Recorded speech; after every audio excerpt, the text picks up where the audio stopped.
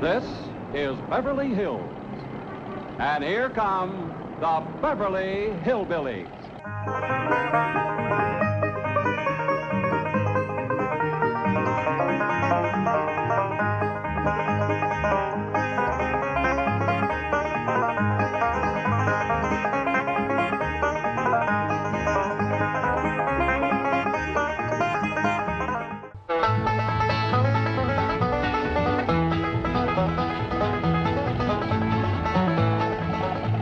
Come on, let's find that house we bought.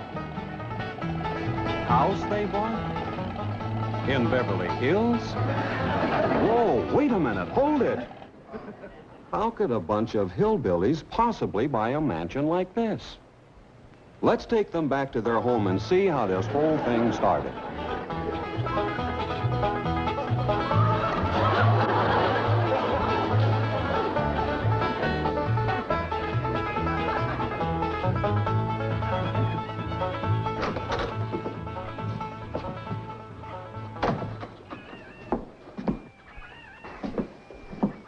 Jed, you gotta do something about that young'un of yourn.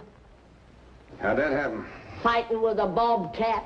Get hurt? I reckon so. It went limping off on 3 legs. I swear I don't know what I'm gonna do about that girl. Well, the first thing to do is to get her into a dress. She's getting too big to be wearing man's duds. Looky here. She's done popped the buttons off of her shirt again. Well, Ellie Mae carries herself proud, with her shoulders throwed back. It ain't her shoulders that's popping these buttons. Fully growed up, rounded out, female woman. Time she started acting like one. Well, one of these days, some boy will come along and start courting her. They came courting when she was 12. What did she do? She whopped the tar out of them. Well, it ain't fitting. Girl running around as wild as a cougar, wrestling, fighting, and hunting. She ought to be doing woman's work. Helping me with the steel. Yeah, real? I'll speak to her. Oh, that reminds me. Better go down and stomp out the fire under that mess. Hold on now, Granny. You ain't gonna stomp out no fire like that, are you? Huh? Oh, of course not. Don't want to burn my shoes. Huh? Granny, somebody open the door. Howdy, Pa. What you got there? Stranger, Where'd you get him? I pinged him with a rock. Sure. He was skulking around down by the slough. Figured he might be a revenuer. He ain't no revenuer. Then can I keep him? Of course not. Well, I caught him. That don't matter. Well, he won't be no trouble. I could keep him out in the smokehouse. Ellie Mae, you can't keep people like they were dogs and cats. Ooh! Ooh! Ooh! Ow! Ooh, that hurts!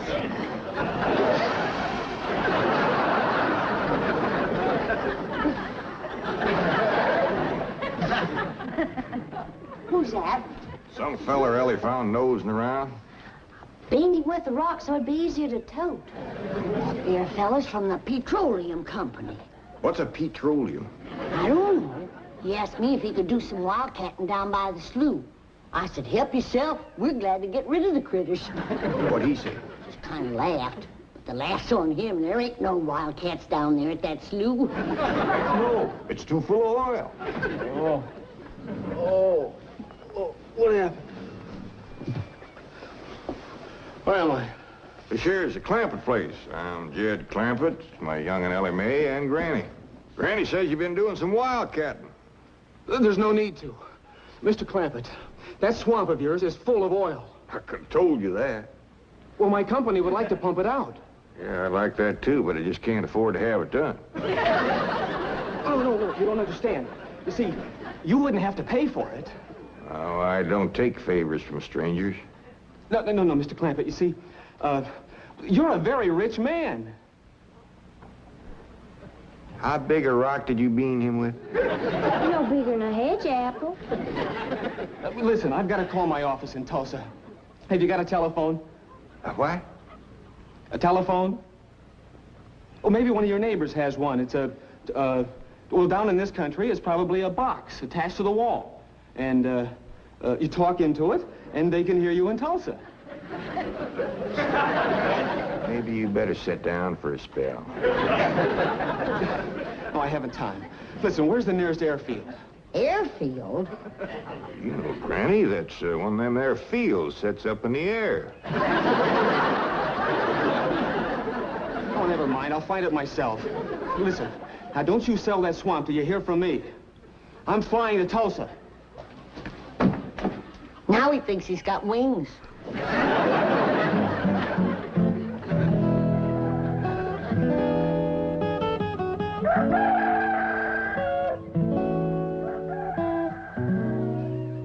Morning, Granny.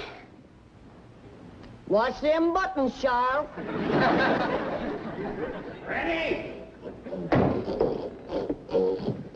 Them pigs of yours got into the corn. Did they drink much? I reckon they did. This here little fella was kicking blue blazes out of the mule. That's the trouble with razorbacks. They such a mean drunk.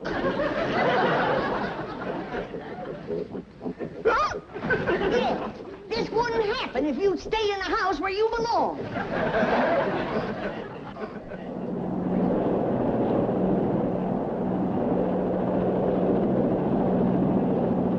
There it is, Mr. Brewster.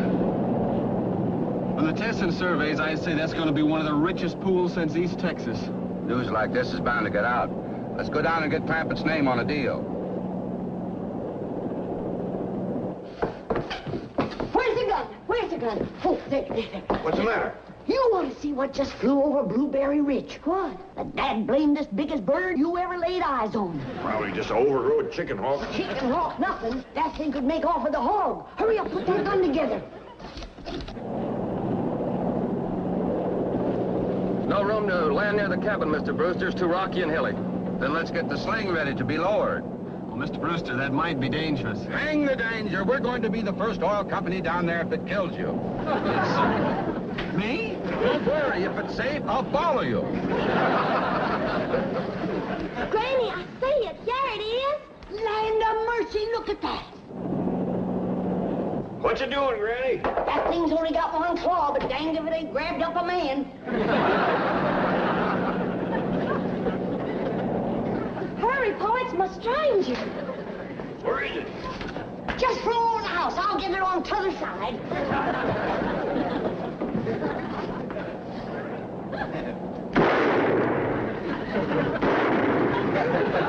You kill it, Granny? No, but I made it drop that stranger.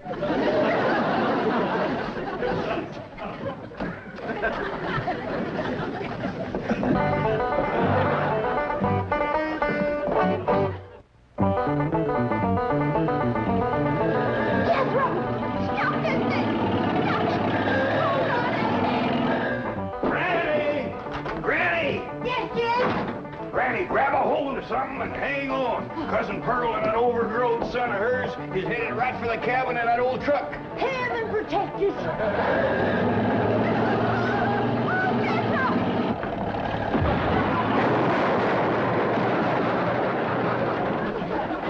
Did they hit us, kid? No, but I think they sure want the chicken house. Oh, Jed, I'm sure sorry about the chicken house, but nobody got hurt. Jethro, I told you to get rid of them worn-out brakes. I did, Ma. That's how come we ain't got none. Get on out and lift the chicken house back on its foundation. Jed? Yeah. Jed, Ellie Mae came running over to my place, and she said you sold the swamp to some oil company. Well, yeah, I guess I did. What did they pay you for it? Well, he ain't paid me nothing yet. That Brewster fella said he'd bring the money later. How much they going to pay you? Well, he said that'd depend some on how much oil they could pump out. Well, he must have mentioned some figure. What was it? Well, now, Pearl, you know that old swamp weren't worth shucks.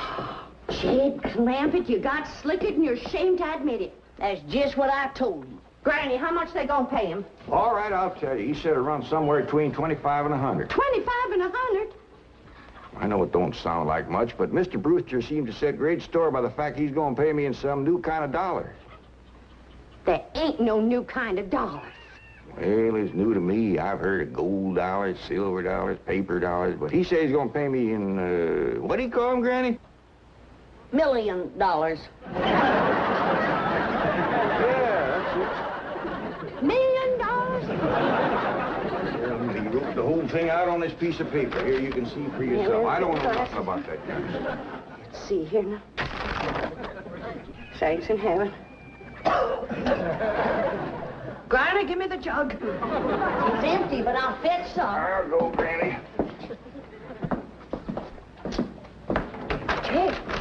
Jed, you're a millionaire. A millionaire. Yeah, that's what that Brewster fella kept calling me. I didn't know just how to take it. He meant you're rich. Me? The richest man in these hills. Maybe in the whole state. Oh, Jed, you can have anything you want. Do anything you want. Go any place you want. Yeah, that's another thing he kept saying. He said he reckoned I'd be moving away from here soon.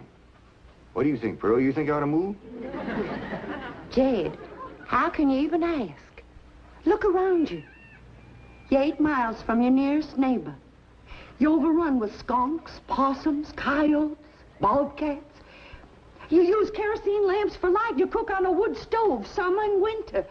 You're drinking homemade moonshine, washing with homemade lye soap. And your bathroom is 50 feet from the house, and you ask, should you move? Yeah, I reckon you're right. Man, be a dang fool to leave all this.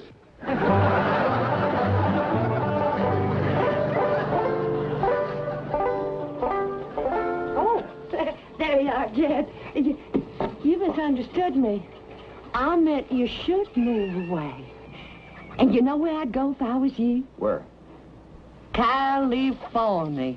California? Yes, sir. Beverly Hills, California. Jed, remember the time that your pa took us to Eureka Springs to see the movie picture? Yeah. Well, the actors that make their movie pictures live in Beverly Hills. Go on. Yes, sir. Well, doggies. Ain't that be something? Living in the same neck of the woods with old Tom Mick. It sure would. And we could come visit you. You know what else they say about California? What? It don't get cold out there. What don't get cold out there? Nothing don't get cold out there. They don't have no snow or no ice. Can't they bring some in? They don't want it. That's why'd be so good for Granny. Remember last winter when she slipped on the ice and broke her hip? Yeah, poor old woman. She was limping for 2 days. Well, that couldn't happen in California because they don't have no ice. How come? I don't know how come. But Granny'd sure like it, and we could visit you.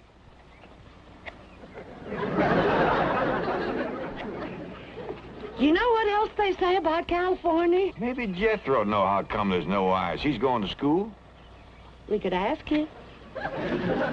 Jethro! Yeah, Ma. Come on over here. Speaking of school, Ellie Mae could get herself a fine education out there in Beverly Hills. Yeah, Ma? Your rich uncle's got a question he'd like to ask you. What rich uncle, Ma? Your rich Uncle Jade. Jethro? How come there's no ice in California? Don't look at me. I didn't take it. You big dumb. Well, I didn't, Ma. Oh, get out of here. Well, you always do. I didn't mean I was saying, Jed, folks claim California's got it all beat. Why, things grow twice as big out there. Jethro would be a whopper, wouldn't he? He could help you move. He's awful handy at lifting and toting, and he could drive you out in my truck. I'll tell you what, Pearl. I'm gonna have to study on this. When that Brewster feller comes back, I'll ask him what he thinks. Well, your cousin is right about that, Mr. Clampett. Beverly Hills is a choice residential area, and lots of millionaires do settle there. Folks like me, huh? Well, millionaires. And movie stars, too. Oh, yes, yes. Is Tom Mix there? No, I'm afraid Mr. Mix is dead. Oh? Oh, yeah. What's the matter with me? Remember Pearl? He got shot at the end of that picture.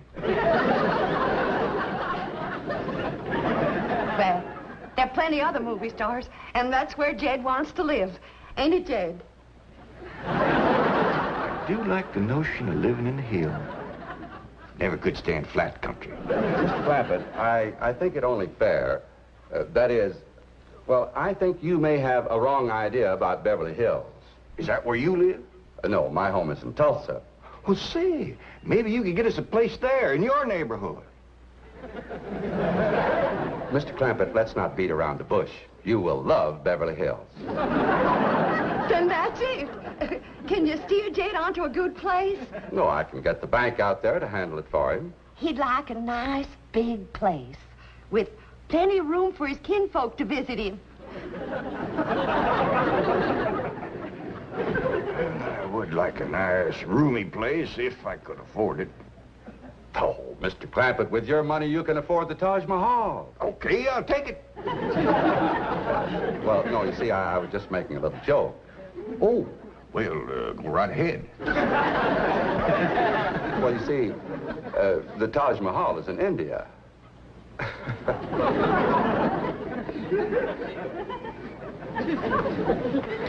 Mr. Brewster, you're a nice fella, but I've heard better jokes.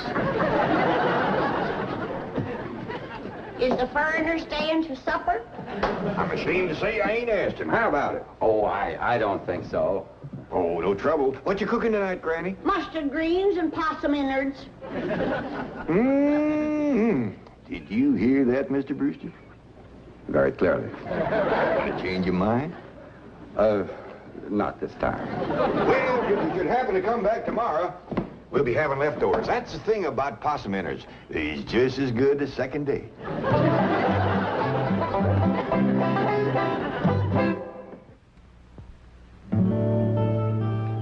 Ellie, if old Duke sits there with you, there ain't gonna be room for Granny.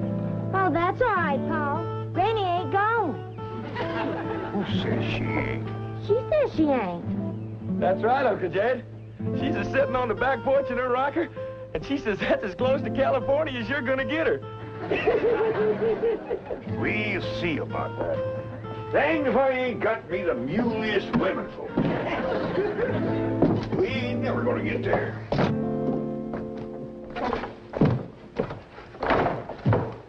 Now, what's all this nonsense about you ain't going to California? Ain't no nonsense to it. If the good Lord had wanted me in California, he'd have put me in California. Maybe he's just getting around to it. The book says he moves in mysterious ways. Well, if he moves me, I'll go. But you and Big Jethro ain't a budging me. Granny, this here Beverly Hills sounds like the kind of place you'd like. That Brewster fella says they got smogs out there. What's a smog? Well, me and Jethro figured out that's a small hog. And you heard what Pearl said. He ain't got no snow on. Feller has bought us a house in them Beverly Hills. He's in our $25 million to take out there. Well, you just chase on out after it. I'm staying right here. And I ain't afeared neither. Granny, I ain't leaving you here alone. And I ain't a budging out of this rocker.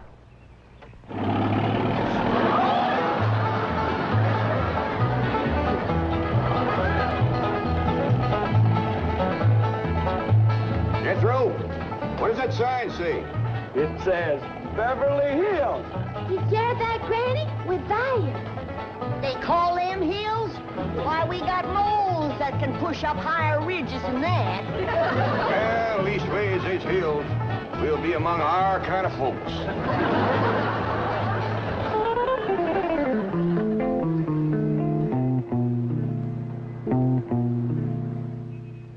This deposit of $25 million to the account of J.D. Clampett. J.D.? As in Rockefeller. Elevates us to third position in capital assets and assures our bank of... Come in. Oh, I'm sorry to interrupt, Mr. Drysdale. All right, Taylor. Well, are we all set to give the Clampetts a red carpet reception? Well, I'm afraid Mrs. Drysdale still isn't too happy, sir. Yes, I know. Oh, my wife is very upset that I got the estate next to ours for the Clampetts. Says I don't even know what kind of people they are. Do you? I know to the dollar what kind of people they are. They're my kind of people. Loaded. Taylor, have the gardeners got the grounds in order? Yes, sir. But I'm afraid that's another thing your wife is upset about. Oh? Well, you see, your gardeners have been working on their lawn all week. Why, they've mowed it, trimmed it, fed it, clipped it. I don't care if they lather it and shave it. This is the most beautiful mansion in Beverly Hills. I want every square inch of ground within those walls in apple pie... Yes? Oh, hello, Margaret. No, dear, I'm very What? Well, good heavens, did you call the police? I'll be right there. What happened? The Clampett estate is being invaded by a band of outlaws. Invaded? Yes, they're holding the gardeners at gunpoint.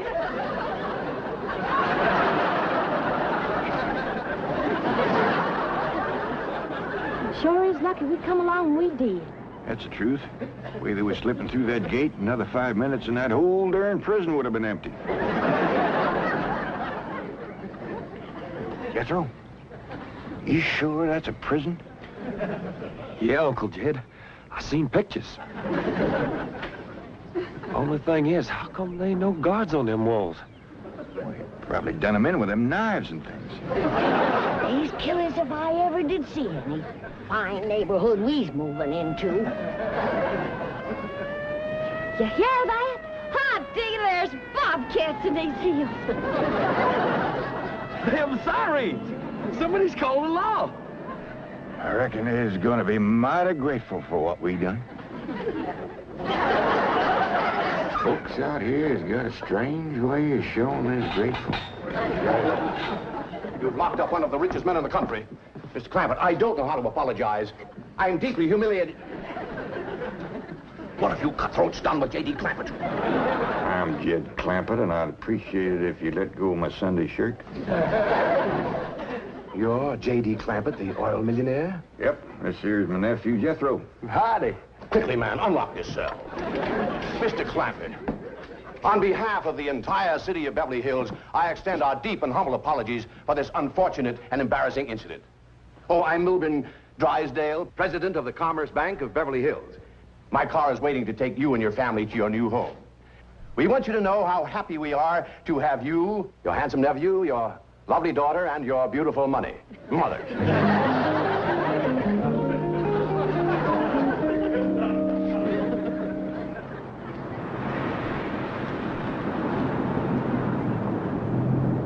Wait a minute!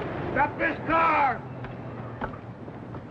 Mr. Drysdale, you tricked us. You just took us out of jail so you could bring us back up here to prison. Head for the hills, everybody! No, wait! Come back! It's not a prison, it's your home! Now, wait! Mr. Clampett, listen to me! Wait! Come back! Ready!